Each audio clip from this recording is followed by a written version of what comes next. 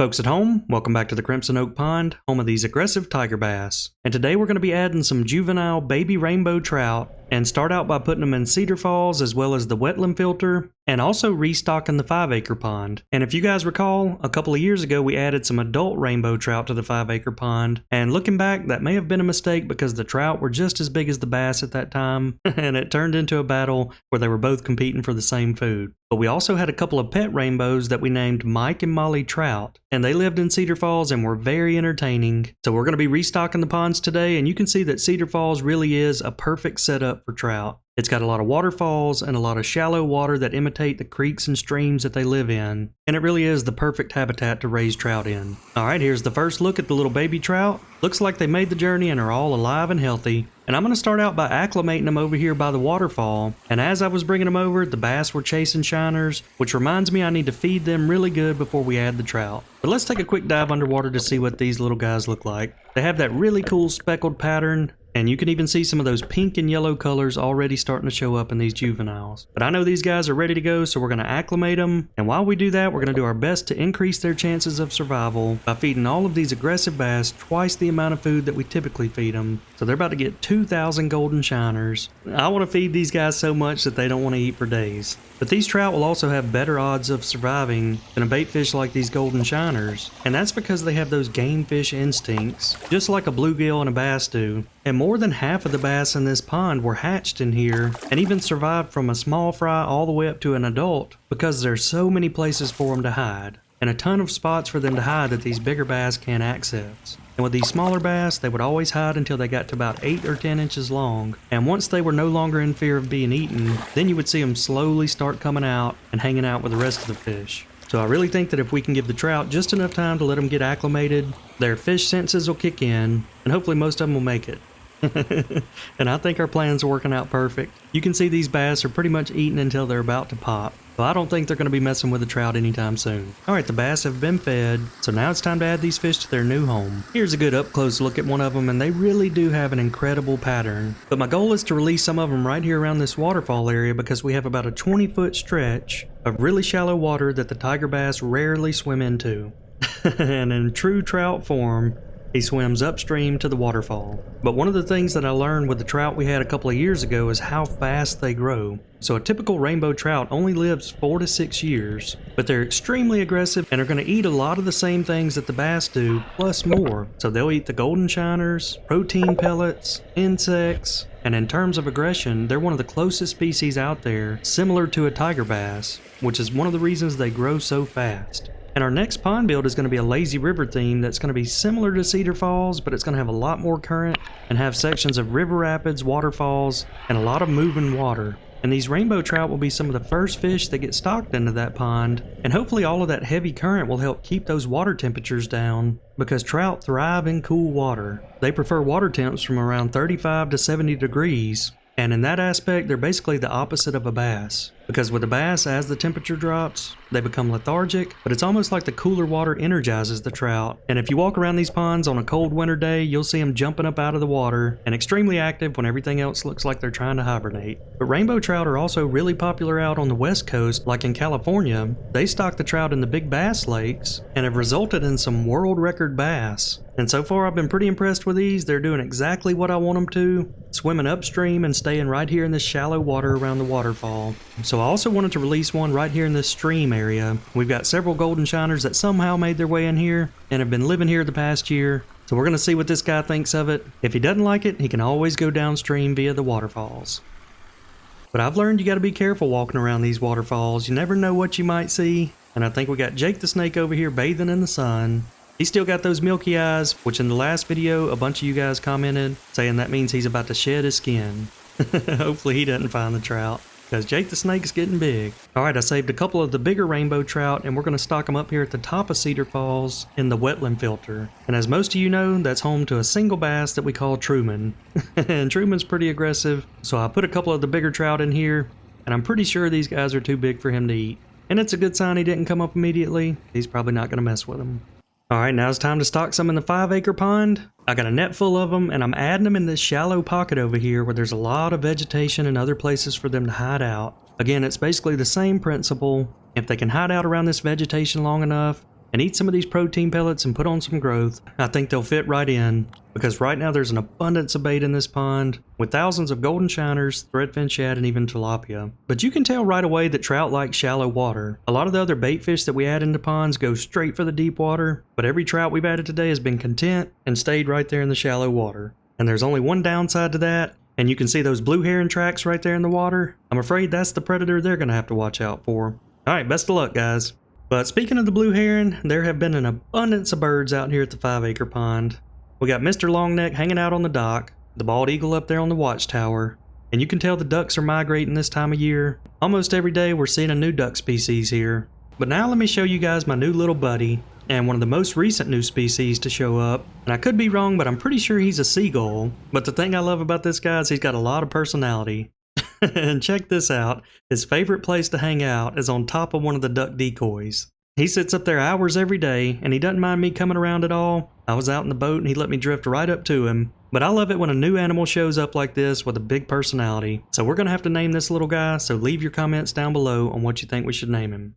So we've had an unusually mild winter, so a lot of the bait fish are still hanging out in the shallow pockets, which means the bass aren't far behind them. But another thing I like about these golden shiners is they eat the protein pellets, so they're also packing on the weight, which in theory should just transfer onto the bass later on down the road. But I prefer these warmer temperatures because when it's warm you get to see a lot of action. When it's cold, all the fish move out deep and it becomes boring at times. But speaking of warm water, there's another fish out here that really loves that, and that's the tilapia. And there's only a handful of areas in the entire United States that a tilapia can survive the winter. And that's one of the only things that keeps their population in check, because if it wasn't for the cold weather, they may become an invasive species, because they can spawn every 21 days. So with this really mild winter, it's really got me wondering if this will be the first year that we've ever had some tilapia survive until the spring, which could get pretty interesting. On one hand, we wouldn't have to restock them next year, but on the other hand, we'd have a lot of adult tilapia, plus any of the babies that survived.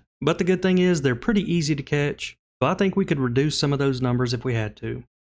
But there's one thing they do and do really well, and that's clear the algae out of this pond. Alright, we're going to add another camera in here to Cedar Falls to get set up for the live stream. I like this model because it's got that wiper blade to keep the lens clean, but I'm thinking about putting it right here in this shallow pocket, and I'll show you the reason why. And that's because if you look up here in this little shallow overflow area, that's one of the main areas the bait fish hide out, which also means you're going to have a lot of activity right here.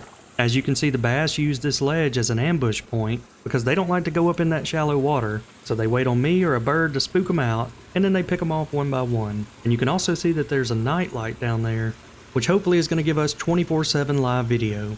The only downside about this spot is the power is on the opposite end, so we got to run the cabling halfway around the pond.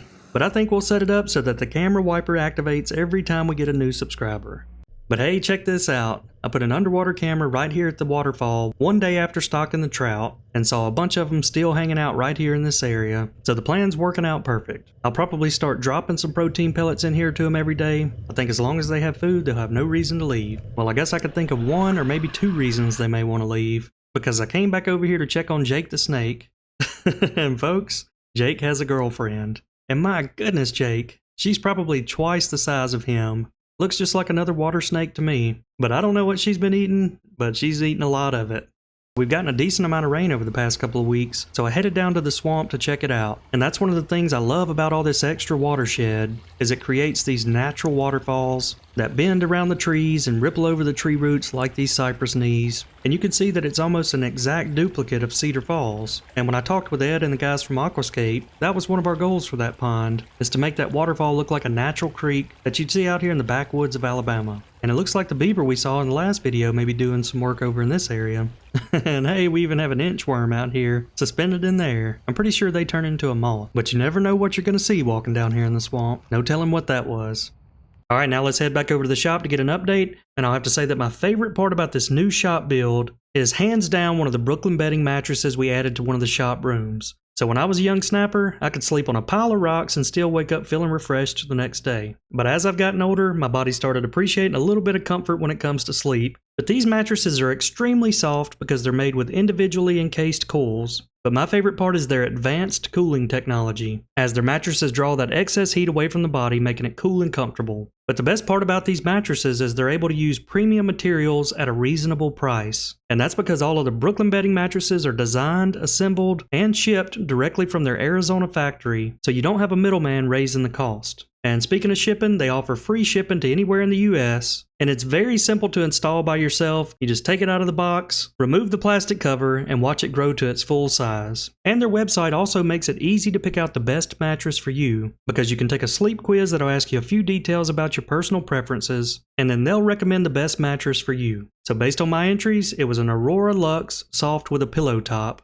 And folks, I give it a 10 out of 10. The best way I can describe it is it's like you're sleeping on a cloud with a nice layer of frost on it. And there's another benefit, because if you're not sure which mattress is best for you, they offer a 120-night sleep trial with a limited lifetime warranty. So help me support our sponsors by going to brooklynbedding.com/BamaBass to get 30% off your order with code BamaBass. But don't just take it from me. If you want to see the importance of sleep, all you have to do is look around in nature. For instance, at the Squirrel House, we always have cats stopping by midday to take a little cat nap, and even Gus using his bed to get a good night's sleep after a long day of building a nest. And if you recall, a few months back, the possum came into his house and almost destroyed Gus's bed. And since Brooklyn Bedding is such an incredible sponsor to this channel, we've upgraded Gus's bed to a nice pillow top. And as I was replacing his bed, you can see that tiny frog on the old bed hopped over to the new bed almost on cue. Even the frogs know a good mattress when they see one. So a big shout out to Brooklyn Bedding, and we'll see what Gus thinks about his new mattress later in the video. But now let's check in on some of the cameras. Looks like the bucks are struggling to get across the creek with all this extra water. And I think he's on to us. But here's one guy I never expected to see down here, and that's Mr. Longneck the blue heron. With all those shiners up there at the pond, I have no idea why he's hunting down here. And hey, look who it is, Flip-Flop, the floppy-eared deer, who's always got those ears pinned back. Looks like her and a baby crossing over the creek. And we got a bachelor group of bucks. The rut hadn't quite got kicked off, but when you start seeing them in the middle of the day, you know it's close. And Peter Cottontail trying to navigate his way around all the water. And that water must be cold because the nanny's running through it, followed up by a spike. So we may be seeing some pre-rut activity. And we got one of the bandit raccoons investigating the camera. And I think we got another buck that's on to us. Even though this camera is camouflage, somehow they always spot it. He's a little suspicious. But here's one of the guys that loves the extra water, and that's one of the raccoons. It gives them a lot more area to hunt, especially digging for those crawfish. That guy spotted not one, but two of our cameras down here in the swamp. We got George Jones down here using a sniffer. He must smell something tasty, and now he's headed over there to find it. And one of the bandits down here digging for some snacks. We got an armadillo race. And if you look just to the right of the ripples, it's Mr. Longneck the blue heron again. Alright, the sun just went down and I decided to turn the green lights on tonight. Let's go over here and check in on these bass and baitfish. So the first thing that I noticed is the threadfin shad seem to be getting bigger, which means that plankton bloom paid off. But the second thing that I noticed is you can tell these shorter days and cooler water temps have slowed these bass down a little bit, because in the summertime that threadfin wouldn't make one lap around without getting eaten. But the cold water's got these bass a little bit timid. But there's always an added bonus whenever you turn the green lights on, and that's because it draws in the insects, which are basically just free food for the fish. Now if it wasn't the wintertime, we'd have some bluegills hanging out right here, and they pretty much eat anything with wings, from a small mosquito all the way up to a moth. But as you watch here tonight, some of these moths do get the attention of the bass, although I don't think it's going to put much weight on them. And now I want to tell you about a cool new project you're going to be seeing here in the next few weeks, and I found a good resource that's going to allow us to do some genetic testing on these bass. Because if you guys recall, when we first added them to the pond, these tiger bass were a 50-50 split between a northern strain and a Florida strain bass. And with this genetic testing, I'm going to be able to see the progression from the second and third generation bass. And one of the reasons that's important is because if it starts leaning heavy towards the northern strain or the Florida strain, it could have some impacts on the future bass in this pond. For instance, if the bass became 60-40 or even 70-30 on the northern side, they'd probably get a lot more aggressive, but smaller, And then if those genetics leaned more towards the Florida strain, the bass may get bigger but not as aggressive. But in general, whenever you breed a hybrid with a hybrid, those genetics are never going to be as good as that original strain. So that's typically when it's a good idea to start introducing a new strain of bass like an 80 or a 90% Florida strain and allowing some bigger females to spawn with your fish, which gives your future generations of bass better genetics. But as you'll see later on in the fishing segment of this video, I've been pretty impressed with the third generation of bass and their growth rate. I hadn't seen any crazy relative weights, but they all seem to be nice and chunky and aggressive, which is a good sign. But either way, that genetic testing is going to give us a lot more information and help us plan out the future of this pond. But here's the million-dollar question. I would love to know Moby's genetics. My guess is that he's heavily leaning towards the northern strain because he's so aggressive, but who knows, he may have his own genetic makeup, because I had never seen a bass quite like him before. But a lot of you guys may wonder why we take the time and efforts to do things like genetic testing, and it's really because a new pond only has about 7 or 8 years where you would consider that it's in its peak, and that time can be extended if you manage everything correctly, but there's several different factors and things out there that if you don't take care of them, it's going to create bigger and bigger problems until it becomes such a big problem that the only way to fix it is to drain the pond and start over. But with the right management, you could have a pond last much, much longer, but it's one of those things you always have to stay on top of, with the biggest one being the fish population. So it's almost that time of year where we're going to be doing the electrofishing survey, and I'll do just like we did last year, where any of you guys that are interested in keeping some of the bass can contact me and pick some of these guys up and move them to your ponds. So I'm guessing that's probably going to happen in the March time frame. We got another guy out here eating some shiners tonight, Mr. Heron,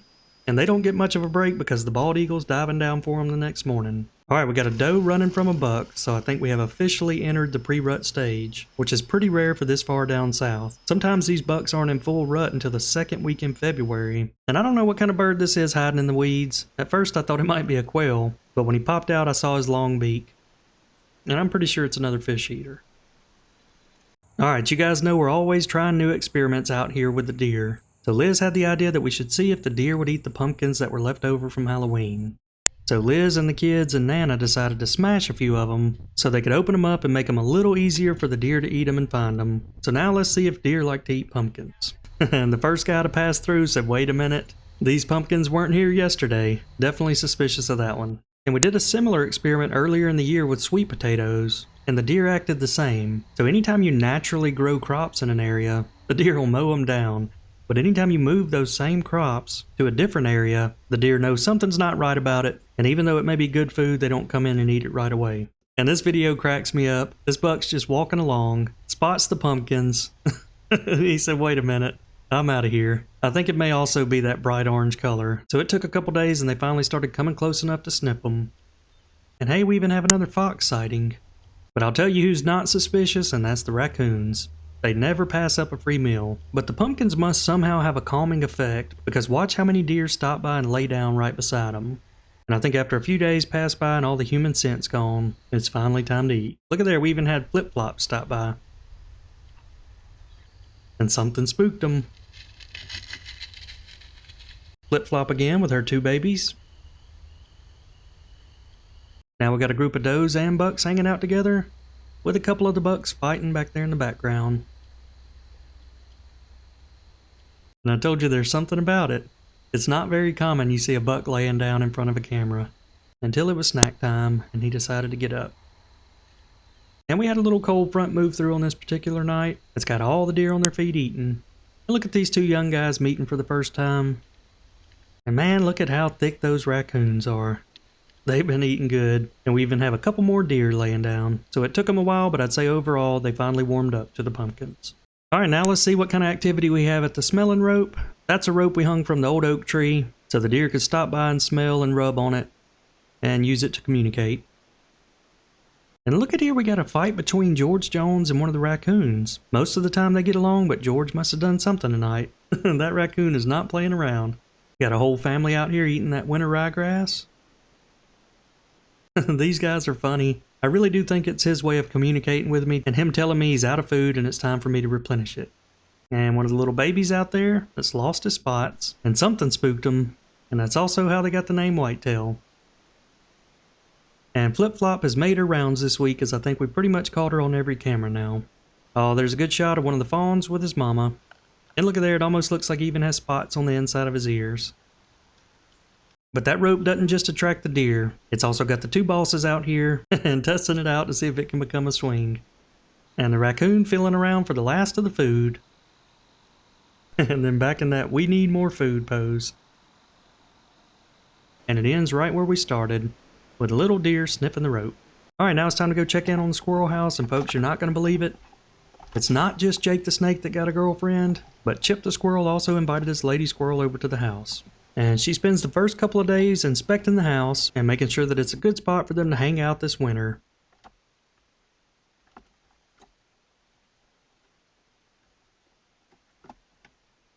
And just like most females, they're very thorough. She's going to check every inch of the house, and probably even wants to do some cleaning after the mess Gus Gus and the possum made. But after a couple of days of inspection, I think she finally gives it the approval and begins storing some food away for the wintertime.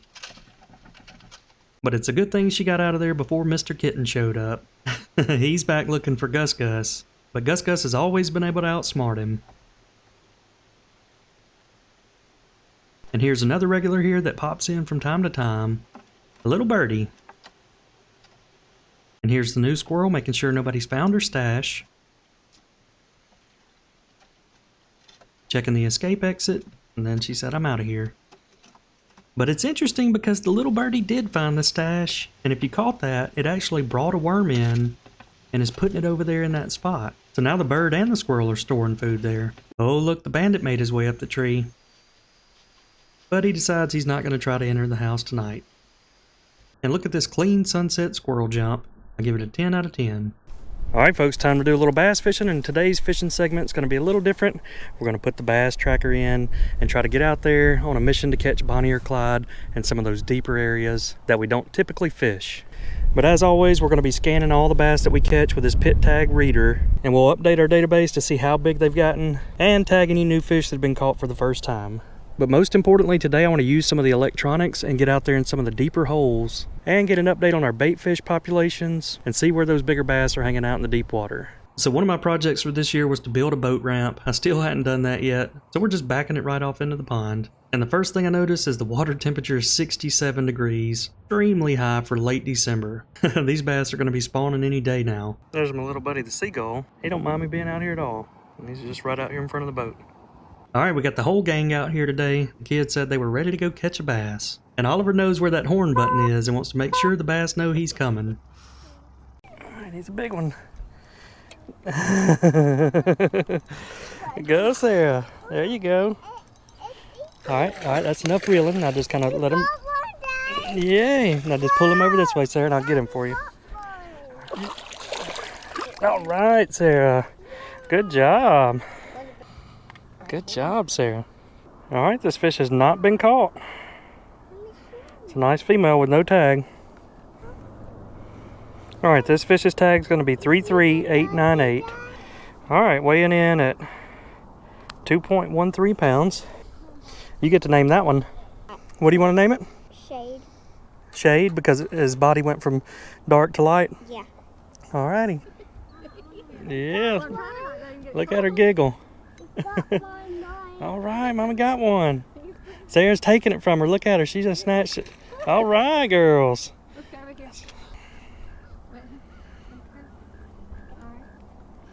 Alright, flip them on up in here. Flip. Hey, let's go. I think that was almost identical to that fish you caught, Sarah.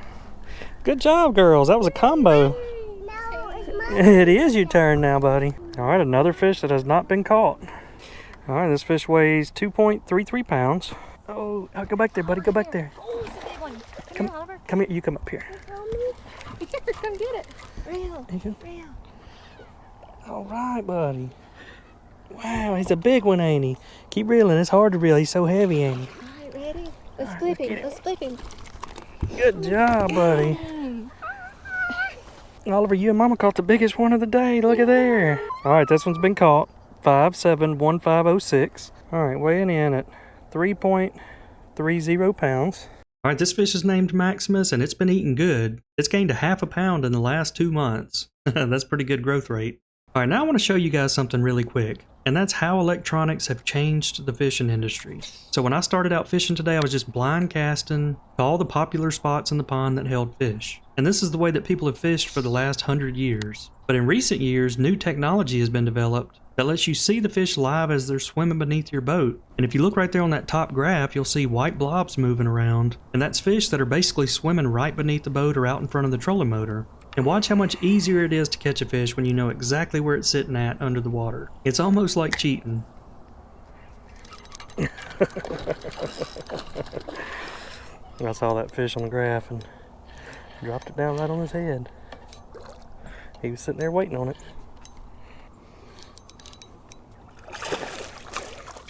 There we go.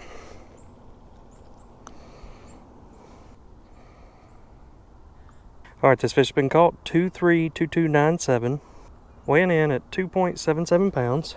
Alright, this fish is named Kilo. It's only the second time we've caught it, and it's gained about 3/4 of a pound since July, which is also a pretty good growth rate for the second or third generation bass.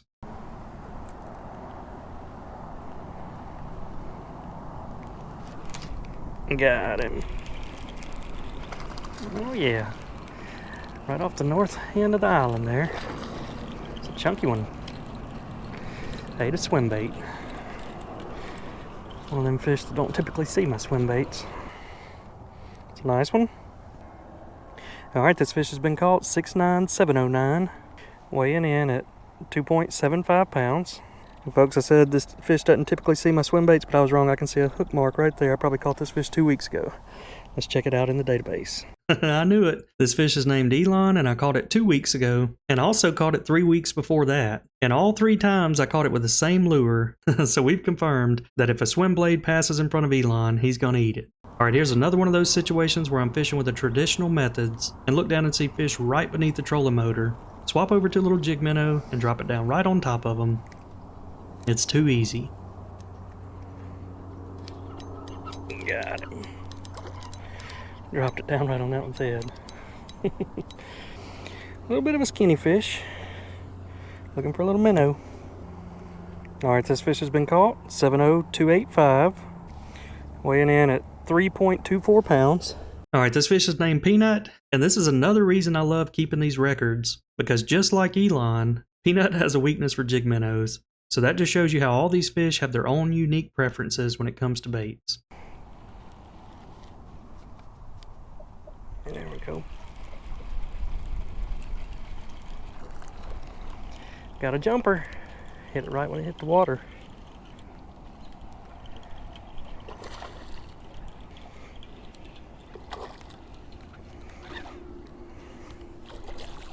Little fatty. Alright, this fish has been caught 5'6", 9893, weighing in at 2.09 pounds. Alright, this fish is named Tiger, and we hadn't seen him in a while. The last time we caught him was April of last year, so he's been hiding.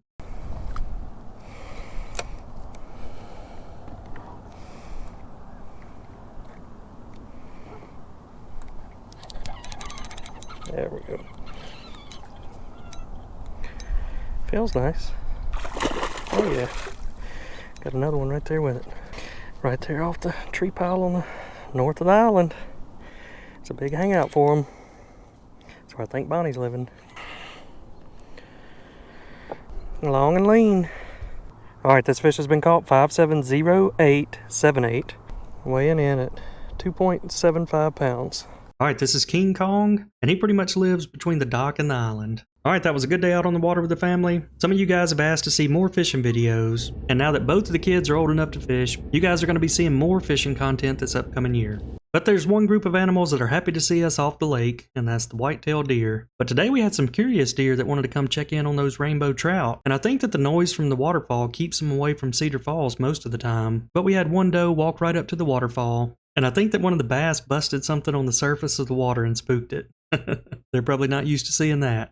And also, since it's the last video of 2025, I gotta say thanks to all you that watch the channel and hope you have a happy new year. But I'd also like to hear more of what type of content you want to see in 2026. And we had a lot going on in 2025 with our shop build. We also moved into a new house, and that took up a lot of time. But this upcoming year, we're wanting to get back to creating really good content that you guys want to see. So leave any comments down below if you got a specific project, and we'll try our best to make it happen. And we've already got some really cool ones on the calendar. We got the Lazy River pond build, which I think is going to be one of the coolest pond builds I've ever been a part of. That's in the works, and we're already planning it out. And I've also got a couple of surprise projects where we're going to be traveling out of state and filming some unique content that I hadn't ever filmed before. And one other idea we had was a pond renovation series. So basically we take an existing old pond that's years out of its prime, and we show the process of draining it, cleaning it out, and starting over from scratch. But I feel like it would be a neat project because there are a lot of ponds out there that could use some restoration. But as always, we're open to any new ideas. If it involves fish, ponds, or technology, you know we're down to do it.